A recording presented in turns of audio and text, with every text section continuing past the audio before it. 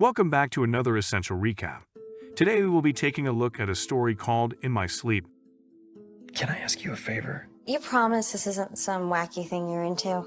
From the very first second of the film, we dive headlong into the protagonist's problems. Marcus wakes up in his bedroom. This awakening can't be called pleasant because the chic torso of our hero is stained with blood. A bloody knife is lying nearby, and the police are already knocking on the door. Marcus, what have you done? And then we flash back 40 days to find out what led to the bloody knife in Marcus' room. However, even 40 days ago, his awakening could not be called pleasant. Our hero wakes up almost naked in a cemetery. He doesn't remember how he got there. His last memory is of walking into the short-haired beauty's apartment. That's where the hero goes. However, the girl slams the door on him as soon as she finds out that he does not remember anything from the events of last night, and that's understandable. The new scene introduces us to other important characters in the story. Justin is Marcus' best friend. Anne is Justin's wife. From a fun dialogue by the pool, we learn that Aldous Trinity is very close to each other. So much so that Marcus even jokingly asks if they can clone Anne for him. The girl in return offers to introduce him to her sister, whom she had not seen for a long time. Marcus is in no hurry to agree, but demonstrates artistic talent, sketching a friend and his wife by the pool during this dialogue. The day turns to evening, and the whole Trinity moved to a nightclub. Marcus accidentally touches the girl next to him in the dance, and after a few minutes, they are already secluded in the toilet cubicle. Then another dance, and he leads the next girl into the booth. Dude, how do you do it? Is it pheromones or some kind of magic? Marcus is not going to stop there and says goodbye to his friends to go to the next club. Apparently, looking for new girls, but plans have changed. He received a call from an unknown number. The female voice on the phone asks if Marcus is currently seducing a new girl for a one-night stand, and she warns that sooner or later, this behavior will kill him. Does it seem that not all girls are delighted with Marcus? Later, Marcus, drunk, calls Justin from the bar, but Anne picks up the phone and offers the guy a ride.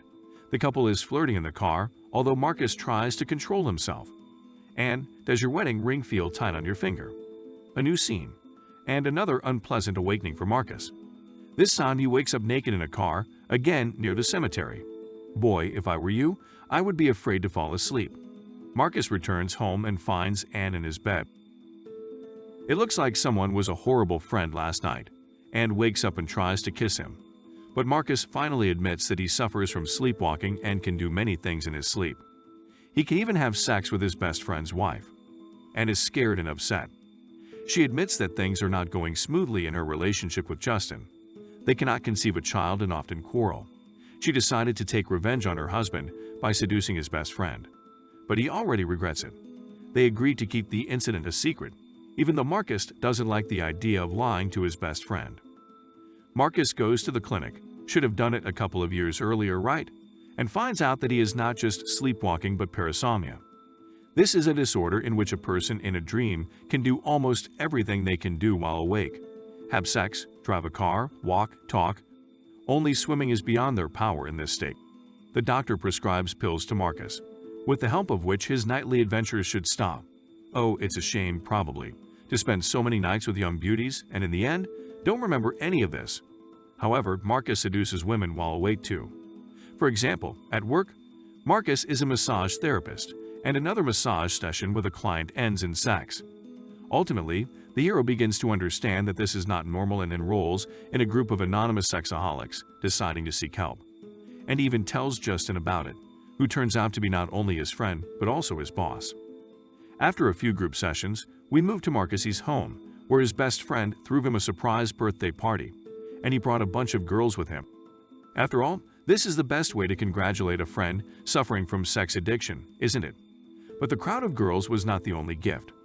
Marcus also received an edible men's thong, a board game, a wedding photo of his friends, and a large, sharp knife. Before going to bed, Marcus takes a pill, draws a wedding portrait of his friends from a gift photo, and falls asleep. And in the morning, we see the same picture as in the film's first minutes. A bloody torso, a bloody donated knife, and the police are on the doorstep. Having somehow hidden traces of a possible crime, Marcus opens the door. It turns out that someone from his apartment called 911. The officers inspect the house and Marcus notices bloody fingerprints on the handset. Luckily, the police ignore this detail and leave. The hero is confused, which is not surprising. Personally, I would have been completely shocked by such nightly adventures, and in the morning, I would have fled to the police or a psychiatrist. But Marcus does neither. Instead, he goes for a swim in the pool by the house. There he meets his neighbor. She had been to his party the day before. Marcus persuades the girl to join him in the pool and no sex for this time.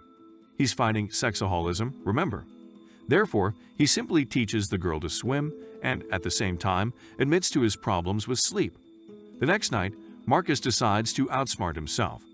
He sets up a camera in the room to spy on himself and props up the door with a chair.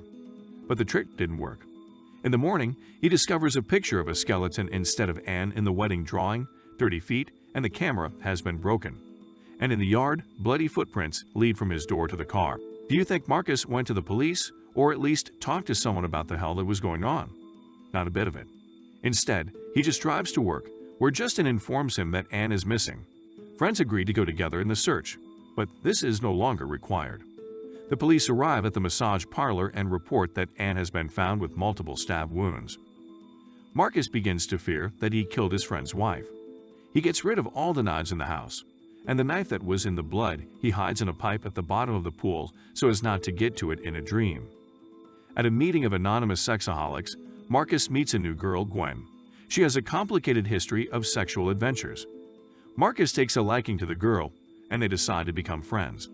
A new night is a new challenge for our hero. He asks his neighbor to chain him to the bed with handcuffs to avoid making new troubles. He sees vague memories from his childhood and his dead father in his dreams. And a lucky guy, at night, he either watches nightmares or gets into trouble. Marcus realizes that his past holds secrets that could affect his life today. He goes to his childhood home. Here, we meet his mother. She is unhappy with her son and does not even let him into the house. She also refuses to help a man sort out his past. She has a strange motherly love, right? But Marcus does not give up, and as soon as his mother leaves, he comes into the house. Memories from childhood fill him up. Here, he is with his dad fooling around on the couch. Here, he is with his mother, returning from his father's funeral, and she refuses even to hug Marcus. Here's a hand grabbing his leg on the stairs, a very frightening moment, I tell you. Marcus remembers that in his dream, he hid some kind of box behind the closet in his childhood bedroom. The dream turned out to be true. He found this little box in the indicated place. Inside is a woman's bracelet and a note, but its contents, of course, are not disclosed to us. In the evening, the police break into Marcus's house. He is sure that the whole thing is in the murder of Anne and is already ready to confess himself. But no, it was just his mother who accused him of stealing. Guys, what kind of family is this? Have you tried just talking? Marcus admits that he only took his box with a note from home. And the policeman, "Thank you very much, nice man," reads the message aloud. The phrase, "Dad, I love you so much," is repeated many times on 2 sheets. But the end of the note is torn off. Mother again refuses to help Marcus sort out his past and leaves. At work, Justin claims that the police suspect him of the murder and asks Marcus to deliver the eulogy at Anne's funeral if he is kept in jail during that time. Marcus, meanwhile, invites his new friend, Gwen, to dinner. Everything goes pretty nicely until the man imagines a pool of blood in a plate of steak. He confesses to Gwen about his psychological problems and even talks about his recent awakening with a bloody knife. Gwen is a doctor and Marcus takes the opportunity to ask her to do for him an analysis of the blood that he found in his bed. Gwen looks worried. The situation is aggravated when Marcus's neighbor appears on the threshold with handcuffs in her hands and an offer to shackle him. This looks ambiguous, especially if you remember that this man is a sexaholic. Gwen gets angry and is about to leave, but Marcus confesses that he slept with his best friend's wife due to parasomnia. This candor changes the situation. Gwen stays. She agrees to do a blood test for him and even handcuffs the guy to the bed herself. In the morning, Marcus learns that the police have released his friend, but suspicion falls on the hero himself. The police found photographs of Marcus in Anne's closet and suspected they had a secret relationship. Justin asks a friend a direct question if there was anything between him and Anne, but Marcus does not dare to tell the truth. However, he himself is looking for the truth. Gwen did a blood test, and it's not encouraging. It's not Marcus' blood. The hope that he had just cut himself with a knife was gone. Gwen stops being friendly and accuses him of Anne's murder. In addition, she refuses to return the blood sample to him, intending to turn it over to the police. Marcus, you don't seem to know how to choose your women. We learn even more unexpected details about Gwen. It turns out that she is the mysterious sister of Anne, and all this time she just lied to Marcus. They are arguing. And the following day again brings unpleasant surprises for Marcus.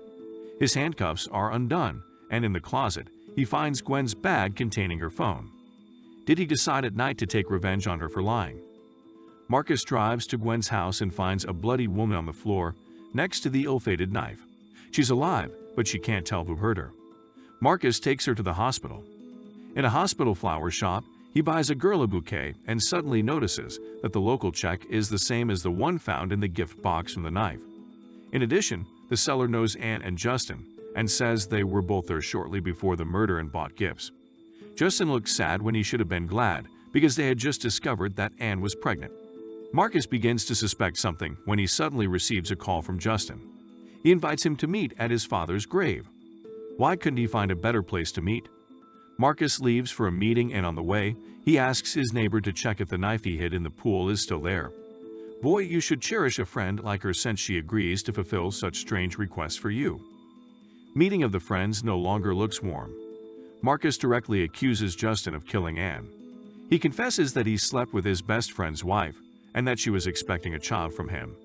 Apparently, for this Justin killed her. But this version crumbles after a message from a neighbor.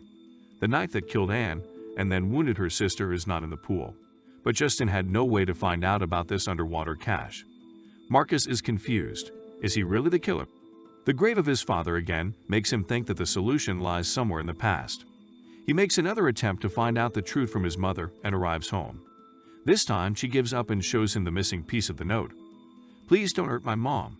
All this finally awakens Marcus' memories. It turns out that while his mother was away somewhere, the boy's father was making love to his nannies in the hallway, right in front of the keyhole. First one girl, then another, then a third one. His dad was the same womanizer. Apparently, Marcus is not the only sexaholic in the family. But the flow of memories does not end there. Here's Marcus writing a note for his father, asking him not to offend his mother. Here he takes it to Dad, interrupting the date with his son's next nanny. The girl runs away, and an angry little Marcus pushes Dad down the stairs. Mom, returning home, discovers her dead husband on the stairs and her son sleeping in his bed. Marcus remembers nothing after waking up, and the woman decides to remain silent. What a strange logic. She hides the truth to protect her son. But at the same time, she herself destroys his psyche, pulling away, pushing a small child away from herself. What a terrible childhood Marcus must have had. His father is dead, his mother tries not to notice him, and every night he has problems with sleep and nightmares. You wouldn't want even your enemy to grow up in such an atmosphere. Marcus arrives at the hospital. Gwen came to her senses, but alas, she did not see the attacker's face. Marcus is sure that it was he who killed Anne and wounded Gwen. He is about to turn himself into the police, but Gwen reports that her assailant scratched her chin with his watch. Marcus never wears a watch, and he understands who the killer is. In the parking lot, he calls the police to report his hunch. A sinister hand grabs him from behind and injects a tranquilizer into his neck. That's always the most pissing thing about movies like this. Couldn't it just be faster to report information? Marcus wakes up in his apartment on the floor with the ill-fated knife in his bloody hand. Justin is wounded in the next room, and the nearby telephone receiver reports that the police are on the way. It looks like Marcus got caught in a trap. Justin comes to his senses and admits that Marcus blabbed to him in a dream where he keeps the donated knife. A fight breaks out between the characters by the pool. By the time the police arrive, Justin already realizes that his trick has failed and kills himself with a knife in the stomach. Not the most apparent suicide in my opinion, but the film's culmination looks more attractive. After surviving his best friend's funeral, Marcus decides to go to rehab. And we learn that the mysterious stranger who called Marcus from an unknown number was his neighbor, who once became a forgotten girl for him for one night. Marcus apologizes to her and gains another friend. And at the end of the film, the late father of Marcus leaves him in the ocean, freeing his son from nightmares and psychological problems. I Can't Say That in My Sleep is an outstanding thriller that will keep you on your toes from the first to the last second. Sometimes the film's events seem implausible.